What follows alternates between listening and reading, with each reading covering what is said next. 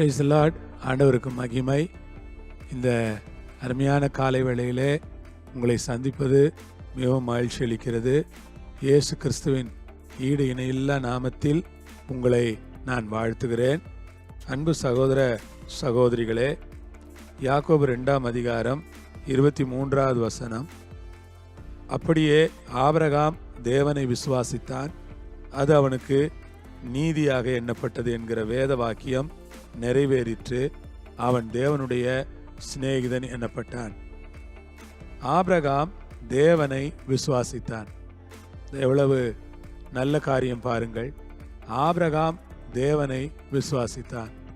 கர்த்தருடைய பிள்ளைகளே, சகோதர சகோதரிகளே, கிறிஸ்துவுக்குள் பிரியமானவர்களே, இந்த கர்த்தருடைய வார்த்தை என்ன சொல்லுகிறது என்றால், ஆபிரகாம் தேவனை விசுவாசித்தான். ஆபிரகாம் ஒரு விசுவாசி. தேவனை விசுவாசிக்கிறதான ஒரு விசுவாசியாக ஆபிரகாம் இருக்கிறார். தேவன் பேரில் ஒரு நம்பிக்கை உள்ள ஒரு விசுவாசி, தேவனை முழு மனதோடு விசுவாசிக்கிற ஒரு விசுவாசி. தேவன் என்ன சொன்னாலும் சரி, உன் தகப்பன் வீட்டையே விட்டுட்டு போ அப்படின்னாலும் போயிடுவார். உன் இனத்தையே விட்டுட்டு போ அப்படின்னாலும் போயிடுவார். உன் தேசத்தையே விட்டுட்டு போ அப்படின்னாலும் போயிடுவார். அந்த மாதிரியாக ஒரு கீழ்ப்படுகிற ஒரு விசுவாசியாக நான் ஆபிரகாமை பார்க்கிறேன். அவ்வளவு கீழ்ப்படிதல் நிறைந்த அந்த விசுவாசி, அவ்வளவு கீழ்ப்படிதல் நிறைந்ததான அந்த விசுவாசி. வேதம் சொல்லுகிறது, தேவனை அவன் விசுவாசித்தான், அது அவனுக்கு நீதியாக எண்ணப்பட்டது. தேவனை விசுவாசித்தான், அது அவனுக்கு நீதியாக எண்ணப்பட்டது. இந்த தேவனை விசுவாசித்தது மாத்திரமல்ல, விசுவாசத்தினாலே அவன் எப்படி கிரியை செய்தான் என்பதை தான் இந்த இடத்திலே யாக்கோபு நமக்கு சொல்லுகிறார். விசுவாசிக்கிறேன் விசுவாசிக்கிறேன் என்று சொல்லிக் கொண்டிருப்பது மட்டுமல்ல, ஒரு விசுவாச கிரியையாக உன் ஒரே மகன், உன்னுடைய புத்திரன், ஏகசுதன், நீ நேசிக்கிற அந்த மகனை பலியிடு, மோரியா தேசத்திலே நான் காண்பிக்கும் மலைகளிலே ஒன்றிலே அவனை பலியிடு என்று கர்த்தர் சொன்னபோது, ஆபிரகாம் சற்றும் தயங்காமல், யோசிக்காமல், பின்வாங்காமல், கர்த்தர் சொன்னபடியே உடனே தான் பையனை கூட்டிட்டு மோரியா மலைக்கு போயிட்டு தான் மகனை பலியிடுறதுக்கு அவர் ஆயத்தமாயிட்டார். விசுவாசி, நீங்க இதை பற்றி கொஞ்சம் யோசிச்சு பாருங்க. தேவனை விசுவாசிக்கிறதுங்கிறது ரொம்ப ஒரு அற்புதமான காரியம்தான்.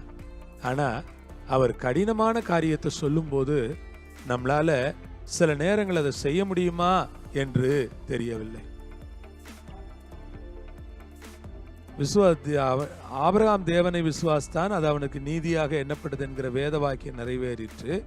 அவன் தேவனுடைய சிநேகிதன் எண்ணப்பட்டான்.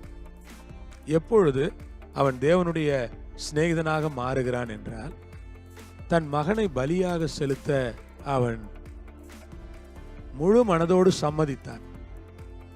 சம்மதித்தது மட்டுமல்ல, காலந்தாழ்த்தவில்லை.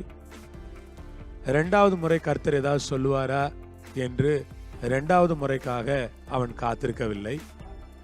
நேரடியாக அவன் தன் மகனை பலியிடுவதற்கு கூட்டிக் கொண்டு போய்விட்டான்.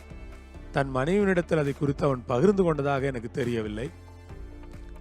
அவன் மனைவி ஒருவேளை சோர்ந்து போய் விடுவாளோ, அல்லது சொன்னால் ஒருவேளை அவள் ரொம்ப சங்கடப்படுவாளோ, வேளை நினைச்சிருப்பார்ல, ஒருவேளை அவள் அழுதாள்னா எனக்கு கூட மனசு மாறிடுமோ, நானும் போயிட்டு பலி செலுத்தாம மனசு மாறிட்டு நானும் தப்பு செஞ்சிருவனோன்னு அவர் பயந்திருப்பார். சகோதர சகோதரிகளே, இந்த நாட்களில் நாம் ரொம்ப யோசிக்க வேண்டிய காரியம் என்னன்னா, கடவுளுக்கு கீழ்ப்படுகிறதுக்கு நாம் சில நேரங்களில் மனுஷங்களுடைய ஒப்பீனியனுக்காக காத்திருக்க முடியாது. மனுஷங்களுடைய ஒப்பீனியனுக்காக காத்திருந்தோன்னா கடவுளுக்கு கீழ்ப்படிய முடியாமல் கூட போயிடலாம். அதனால நான் மனுஷங்களுடைய ஒப்பீனியனுக்காக காத்திருக்கிறவங்களா இல்லாமல் கடவுளுக்கு கீழ்ப்படுகிற ஆட்களாக இருந்து கர்த்தரை நாம மகிமைப்படுத்துவோம். அல்லேலூயா. ஆண்டவருக்கு ஸ்தோத்திரம். அதனால இந்த அருமையான காலையில நான் என்ன சொல்வேன்னா, உங்க வாழ்க்கையில மனுஷங்களுடைய ஒப்பீனியனை கேட்டீங்கன்னா கர்த்தருக்கு கீழ்ப்படுகிறது கஷ்டமா இருக்கும். கர்த்தர் ஊழியத்துக்கு போ அப்படின்னாருன்னா மனுஷங்கள்ட்ட போய் ஒப்பீனியன் கேட்டீங்கன்னா அவங்க 1000 கருத்துக்கள் சொல்லுவாங்க. ஆனா உங்களை அழைச்சது கர்த்தர்ன்ற நம்பிக்கை உங்களுக்கு இருந்துச்சுன்னா நீங்க தைரியமா ஊழியத்திற்கு சென்று ஊழியம் செய்யும் போது உங்களையும் உங்கள் தேவைகளையும் அவர் சந்திப்பார். இது மாதிரி ஒவ்வொரு விஷயமும் அப்படிதாங்க. கர்த்தருக்கு கீழ்ப்படியும் போது, விசுவாசத்தினாலே கர்த்தருக்கு கீழ்ப்படியும் போது கர்த்தர் நம்முடைய பட்சத்தில் நின்று நம்மை ஆசீர்வதிக்க வல்லவராய் இருக்கிறார். ஜெபிப்போமா?